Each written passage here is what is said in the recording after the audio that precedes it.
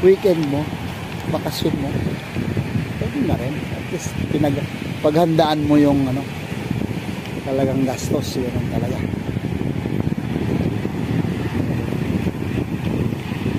Summer eh, kaya medyo sarap magtampisaw sa dagat, lang patanggal lang ng sakit-sakit.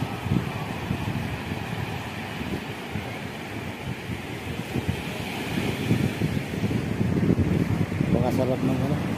Dati nung unang punta ko din eh,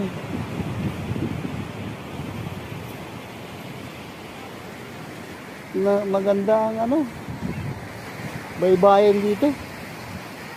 Ngayon napakaraming bato, nabungkal yata nung bagyong nakaraan nung September ba yun, kaya ano, madumi siya ngayon, ganda lagas-lagas.